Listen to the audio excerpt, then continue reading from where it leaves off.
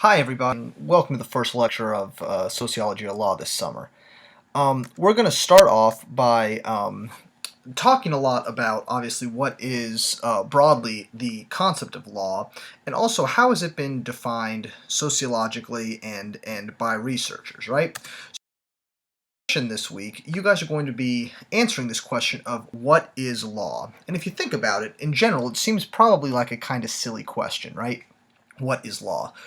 We all know what law is. We all think about law all the time. We use the term legal and illegal very, very frequently in our society, but we don't really necessarily have a clear set definition of what law is.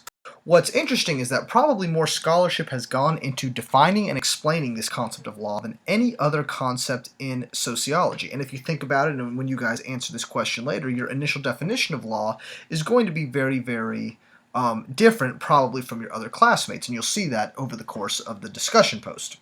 And so, why is it that more scholarship has gone into defining this concept of law than any other concept? Is there something unique about the law, or is there something so abstract about the law that we can't actually define it? Well, first, let's start by going over some traditional legal definitions of law. Let's start with Ben Cardozo. Ben Cardozo defined law as a principle or rule of conduct so established as to justify a prediction with reasonable certainty that it will be enforced by the courts if its authority is challenged. How do we feel about that definition of law, though? Does that definition of law make sense? Do we agree that law is a principle or rule of conduct that we can predict that the courts will enforce if someone breaks that law?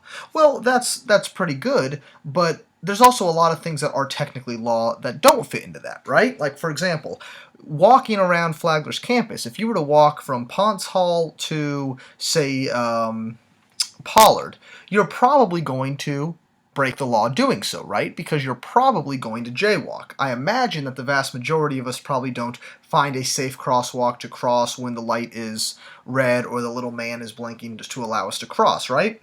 And so, is it actually illegal to jaywalk? Well, of course it is, right? There's no question that it's illegal, but it's not enforced by the courts, even though its authority is often challenged. Well, let's look at what Holmes has to say about the law and defining law. He calls it the prophecies of what the courts will do in fact, and nothing more pretentious, or what I mean by the law. Well, this is also an interesting definition, right? So this is a prophecy or a guess or some sort of a premonition of what the courts are going to do and how they're going to behave. Well, that can't possibly really be a good definition of the law, right? Because there's a lot of laws that are never taken to court. There are laws that that courts can't agree on, right? And that's why we have all this appellate process, because different courts in different areas could disagree on the definitions or meanings of certain things, right? And so Holmes's definition we find lacking as well. We're going to move on to Max Weber, and he defines law as an order will be called a law if it is externally guaranteed by the probability that coercion, either physical or psychological, to bring about conformity or avenge violation will be applied by a staff of people holding themselves especially ready for that purpose. Now, if we start taking that definition of law apart, we see some very interesting things in that definition, right? We see that, number one, the pressure to comply with the law must be external. So it will be called a law if it is externally guaranteed, right? And so, first of all, there's no internal control of the law at all, according to Weber, right? The pressure not only must be external, but the pressure must involve coercion or force, right? So it's externally guaranteed by the probability that coercion or force will bring about any sort of violation of that law. Is that always the case? Maybe not. And also, the last thing is that there needs to be officials to apply this force, right? We need to have a set group that is there to apply this force. Now, again, this definition we might have issues with, but it is probably still one of the better definitions that we have of law. Donald Black followed up Weber's idea with this idea that law is essentially just governmental social control. Law is the normative life of a stage and its citizens, such as legislation, litigation, and adjudication, right? So basically, when we talk about law, genuinely, all we're really talking about is just the government trying to control our behaviors. And if you think about that, initially, you're probably pulling back a little bit and saying, whoa, whoa, whoa, that is not what law is. But really it is, right? The government doesn't want us going around killing people, right? Regardless of why they don't want us doing that, they don't want us doing that. And so they're going to try and control our behavior, trying to get us to not kill each other by having legislation, litigation, and adjudication against people that do that, right? Now, there are several different styles of law that can exist in any given society, right? And there are different, if you think about it, right? Nazi Germany, even though we consider it to be one of the most barbaric and cruel places, it had a lot of law in it, right? Granted, we might not agree with what those laws are, but there is still law there, right? And so the different styles of law Donald Black defines as accusatory styles, right? There's accusatory and remedial styles. So in these accusatory styles, we see stuff like penal law, right? And this is that the deviant is a violator of the prohibition or an offender to be subjected to condemnation and punishment, right? So the deviant person either did something he was told not to do or didn't do something he was supposed to do, and is therefore subjected to condemnation or punishment, right? That's just lock them up and throw away the key, right? And there are certain communities and organizations that have very penal styles of law, right? There's also, under this accusatory style, there's compensatory law. And this is when a person is considered to have a contractual obligation and therefore owes the victim restitution, right? So everyone here, I'm assuming, is renting a house or an apartment or something in some capacity, right? You have a contractual obligation in that renting to pay your landlord rent every month. And your landlord, in turn, has a contractual obligation to allow you to live in their property, right? If for some reason the landlord kicks you out and still continues to collect rent, or you stop paying rent and you still continue to live there, that would be a violation of that law. And so what needs to be done is there needs to be some sort of compensation for that. And so there are compensatory laws where you are accusing your landlord of kicking you out, or your landlord is accusing you of living there rent-free. And so it's within this accusatory style where we try and settle things monetarily.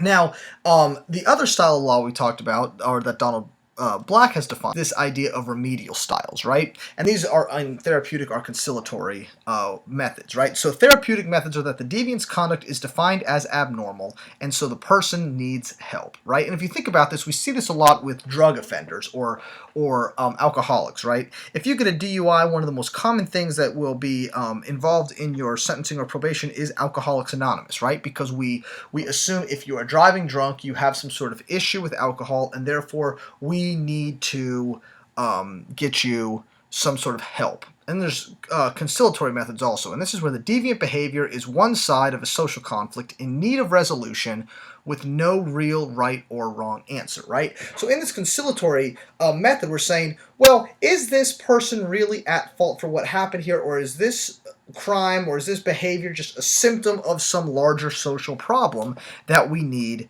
to fix, right? A lot of people will look at things like prostitution as this area, right? Why is it that especially females that engage in prostitution are out on the streets doing so? Could it be that there's this larger social problem of income inequality or poverty, and the only way that people feel as though they can make money is by prostituting themselves? Potentially, right? Now, what's important, again, about all four of these methods and both of these styles is that more than one of these may appear in any given conflict, right? It's not necessary to say Florida is a remedial style of law that is specifically therapeutic and that's it. And excuse me, in fact, that would be largely inaccurate if we were to define Florida, right? And so more than one of these appears, and in fact, probably all of these appear in every society to one extreme or another, or one extent or another, right? Continuing to define law, there are other definitions of law, right? Some people will define law as just systems of rules and regulations, but that's not really adequate enough to define law, right? You can't just say rules and regulations, because this online course has rules, Flagler has rules, the NCAA has rules for athletes, right? If you violate those rules, do you get arrested? No. Do you get fined? No, not really, right? And so there's really, it's not really law then, because there is really not any sort of serious punishment just to say it's a rule or a regulation, right? It also, some people define laws as a forum for value inquiry. We can see the values of a society by seeing what they make legal or illegal, and you actually hear this quite a bit in the media, right? There's these ideas that if the way a society treats its poor tells you a lot about its society, or the way a society treats its animals tells you a lot about any given society. And we see law as kind of this forum for value inquiry.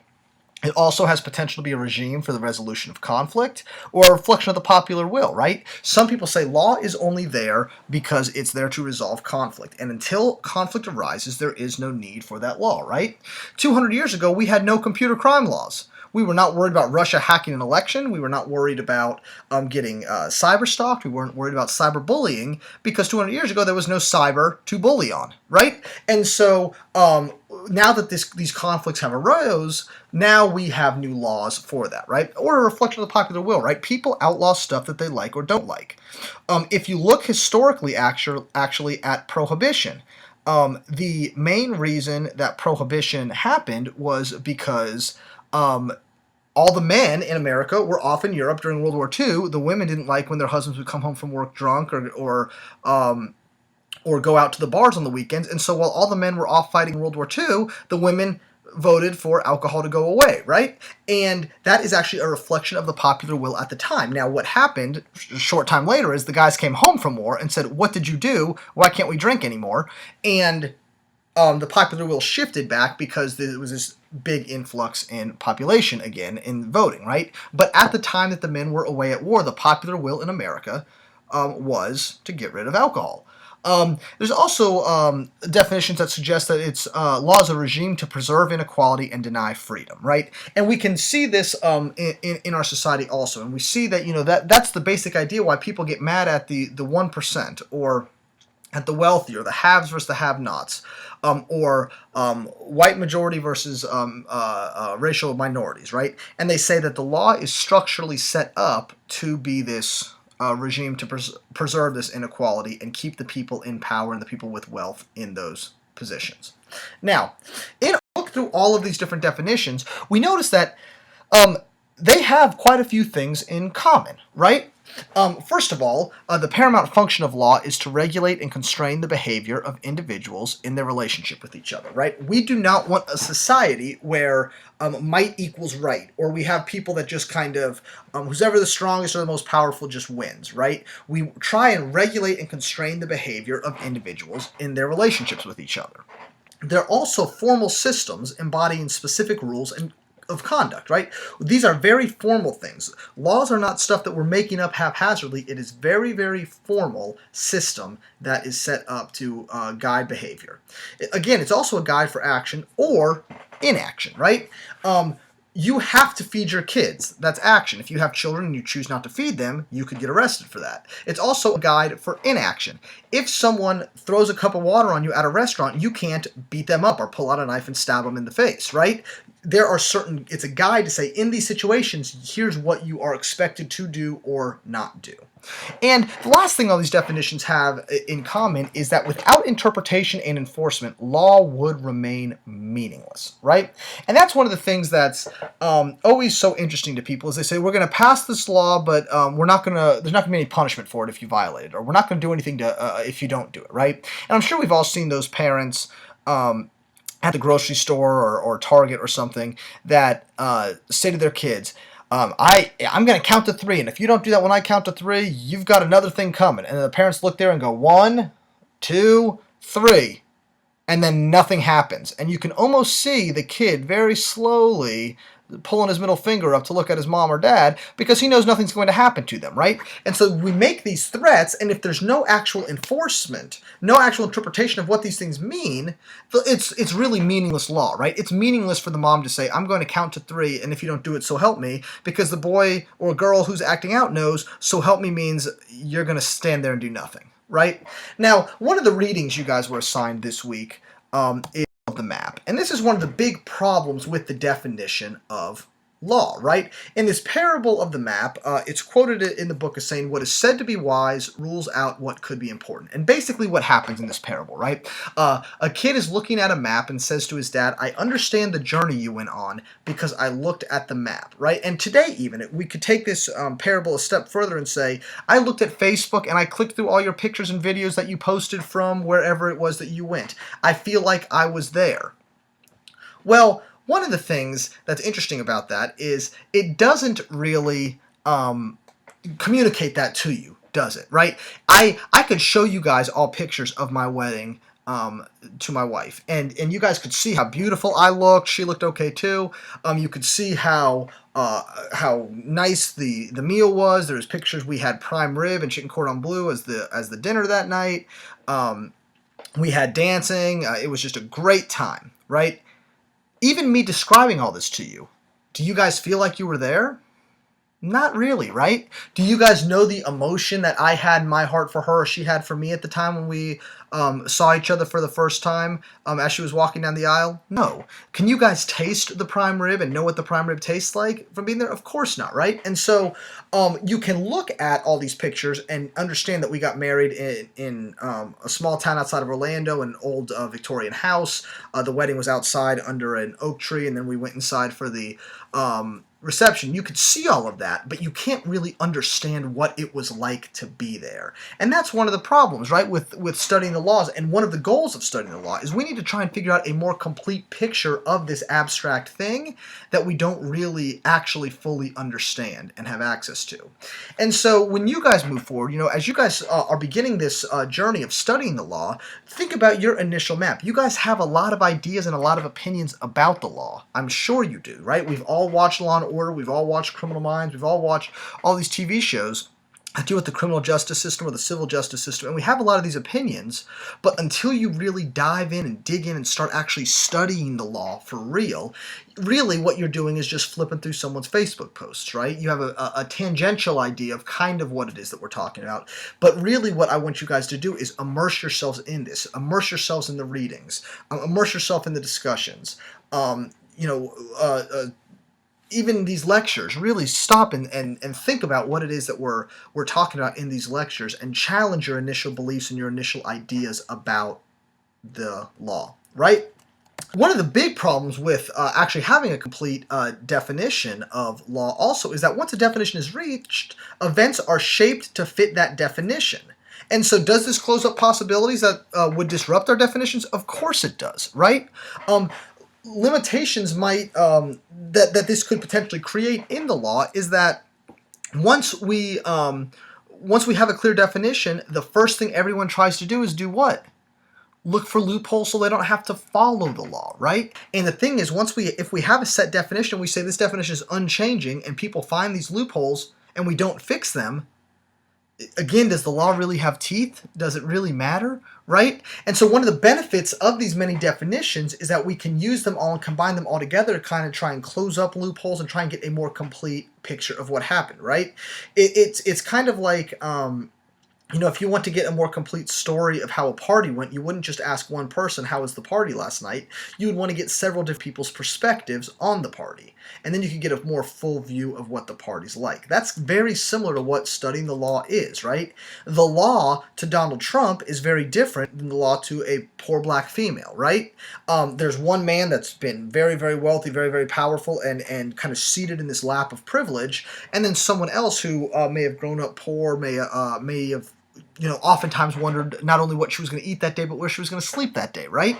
Those people have very different perceptions and very different views of the law, and so we need to talk about both people's experiences and both people's attitudes and both people's perceptions so that we can get a better, clearer picture of what problems are present and what needs to be done to fix these problems. A couple of different paradigms within our society that discuss or that law is viewed through, right? And they ask questions like, why are laws created? And do laws benefit some people more than they benefit other people? And the two basic paradigms are this conflict paradigm versus this consensus paradigm. And we're going to talk about these now. So the consensus paradigm basically has this idea that Though interests in society often differ, the building of consensus is essential to secure and maintain order, right? So essentially, yeah, we all have different views, we all have different perceptions, we all have different ideas about stuff, but what the law does is tries to bring a great compromise to everyone. Let's all look at all the different things that we need to do and come up with an agreement on what should and shouldn't be legal and what should and shouldn't need to get done. So the primary function of a legal system is integrity in a consensus paradigm, and it serves to mitigate potential elements of conflict and to oil the machinery of social intercourse, right? And so we just care about, according to consensus, we care about the truth, and we try and find any sort of potential elements of conflict and fix them so that society can continue to move forward and continue to advance, right? If there are areas of conflict, let's address them quickly. Let's address them in a way that makes sense to the most people and makes them, the majority happy, and then let's move on with our life. Now, this is not majority in the sense of any sort of racial or ethnic majority. This is just there's 100 people in a room, 95 agree that we should do it one way, we should just do it that way then. There's three kind of C's of consensus, and it's important that you know these three C's because there will definitely be a quiz and exam question on these three C's, right? There's consensus of values, cooperation, and compromise within this consensus paradigm, right? So with consensus of values, the law represents the agreed upon norms of society. In other words, the law represents what the majority of society thinks should happen and shouldn't happen, right? In general, right? For any of you who've ever lived in a neighborhood, right, or that has a homeowners association, everyone always complains about the homeowners association, right? And the second someone violates the homeowners association, everyone complains about that also, right? And so we've all agreed as a community, let's just say, your neighborhood agreed that all the lawns have to be well maintained and you can't have, cars or trucks parked in the grass, right? Everyone has decided that, when you guys have a party, yeah, it'd be really convenient to be able to park people on the yard, probably, right? But the neighborhood has agreed in certain situations, no, we're not going to allow certain stuff like that to happen because we want the neighborhood to maintain a certain level of niceness or a level of class, if you will, right? Cooperation is also one of the three C's of consensus paradigm. Cooperation is key for a society to function, right? Could you imagine if everyone was just truly 100% self-interested all the time? It would not work for society, right? So we have to cooperate and decide, okay, we'll agree that doctors can study and specialize and become very good at medicine, but doctors don't have to grow their own food. We'll let a farmer do that, right? And then the farmer will sell his food so that he can then go see the doctor and they can exchange goods and services in that way. Now, of course, we do it with money, but cooperation is key for society to function because if the doctor wasn't willing to share his medical knowledge with other people and only kept it to himself and his family, society would be worse off. And then the last C of a consensus paradigm is compromise. And this is groups that work together to maintain order and the function of society. And this is also right there with cooperation. We have to compromise and agree on certain things and work together to make a function in society. One of the things, and I don't have a reference for who once said this, but one of the people said that in any great compromise and any great negotiation, both parties should leave the table feeling like they lost. Right? And that means it's a really, really good compromise. And that could be the case, right? Right now, society is trying to compromise with physicians to say, hey, healthcare maybe shouldn't be as expensive as it is. So let's compromise here. You guys take a little bit less money for giving us healthcare, because it's for the greater good of society, right? And so we're trying to come up with some sort of compromise. Well, I say that Congress is in no way trying to come up with any sort of compromises, but allegedly compromise is something that should be there in the healthcare debate, right? But in a consensus paradigm, we see this compromise very, very present, right? Some laws that represent a consensus model better than others. Of course there are, right? Overwhelmingly, everyone pretty much agrees that murder is bad. We don't really have any sort of question about that. Robbery, again, the vast majority of people say, yeah, we probably shouldn't commit robbery. But then when we look at other laws, we don't see this consensus at all, really, right? Abortion is a very, very divided issue. I think it's something like 60-40 roughly at the widest gap of people who have opinions on abortion. Some people think that abortion should be 100% legal up until the day the baby's born. Some people think that the moment the sperm and the egg interact with each other, that is life, and nothing should be done to terminate that life without it being murder. Same thing is true with drug laws. If we're looking at drug laws right now across America, there are a lot of states that are starting to allow medicinal and recreational marijuana use, even though it's still a violation of federal law. These states have just said our state has decided that medical marijuana is a good thing. Or even just recreational marijuana is a good thing. And so we see that not all laws really represent a consensus model perfectly. And again, kind of like we talked about with different models of laws or definitions of laws before, you won't see a true consensus paradigm or a true conflict paradigm in any one society. It's going to be a hybrid of both of them. Some may lean more toward consensus and some may lean more toward conflict, but it's not going to be pure conflict or pure consensus, right? So that is not why. But essentially here with conflict paradigm, we can see. Well, this slide is real messed up, so we'll talk elitist conflict here first, and then we'll go back to that and hope that the slide fixes itself. Elitist conflict basically just believes that the law is a tool by which the ruling class exercises its control. Right? It's a hegemonic strategy. It's used to maintain and legitimize their power. Right? The ruling class is in power. The ruling class doesn't want to lose its power, and so it's going to make a bunch of laws to prevent any other group from actually gaining any sort of legitimate power, right? The law is used to protect the property of the powerful and repress political threats, right? And so the law is used as this kind of weapon which maintains the social and economic order, right? And so in a true elitist conflict paradigm, people would say, why is robbery really illegal? Well, the reason robbery is illegal is because rich people don't want their stuff stolen from them. Poor people don't need robbery to be illegal because they have nothing to steal. And so robbery is just there as a law to say, I'm allowed to stockpile my wealth and you're not allowed to come get it, and if you do come and get it, I can throw you in jail. Same thing is true with murder, according to a conflict approach, right?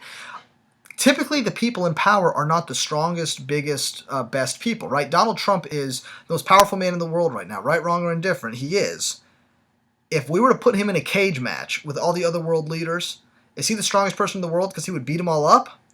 Probably not, right? And so we outlaw murder so that you don't come into my home and kill me or try to kill me to take my power or my possessions, right? And if you do those things, we're going to make sure there are serious consequences for that, right?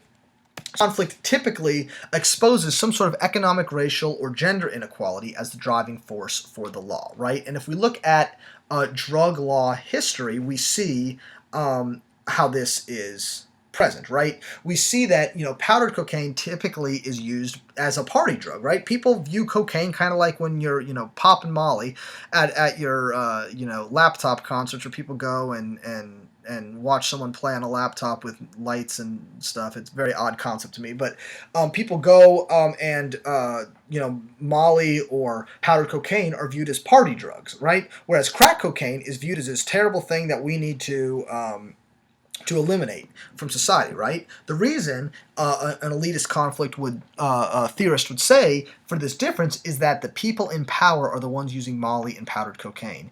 People who are not in power are the ones using crack cocaine. So let's make crack illegal because we're not the ones using it anyway, and so it's not going to really affect our life at all, right? If we look again at these paradigms, right, of conflict versus consensus, you can see law as driven by survival and a necessity that people essentially get along. The others see it as driven by power and competition, right? So one group sees this as we need law, it's a necessity, and we need it for people to function in society. The other says, no, that's not what law is. Law is there to keep other people down and oppress other people. It's not there to help society, it's there to hinder societal growth. Now granted, some laws are better explained from one perspective than the other, right? And clearly we pointed those out today in the lecture. And like I've already stated, both are considered ideal types, right? Kind of like true democracy versus true communism. No society has ever been a true 100% democracy where every citizen has one vote and they vote on every single issue, right? We even as America are, even though we call ourselves a democracy, we're a democratic republic, right? We elect people who represent us to then do the voting for us, right? And communism has never actually been tried in its truest sense also. Granted, the USSR like to call themselves communist, but really a lot of their beliefs and ideologies were not super pure in communism. And that's what we mean by ideal types. There is no society that is purely conflict or purely consensus in every single capacity. So, moving forward here, there are a lot of things you guys need to be thinking about and stuff. You'll take a short quiz after this. Make sure you pay attention to these quiz questions because the way the quiz questions are worded is going to be very, very similar. It's going to be a similar style to how your exams are going to be also. And also, with your discussion posts, don't forget to respond to a classmate on all your discussion posts or you won't get full credit. But make sure you really spend some time on those posts. Put some effort into it and really flesh out your ideas and challenge each other, right? This is one of the interactive dimensions of this class that will make it more fun. So I look forward to reading your discussion posts, and I will see you guys next time.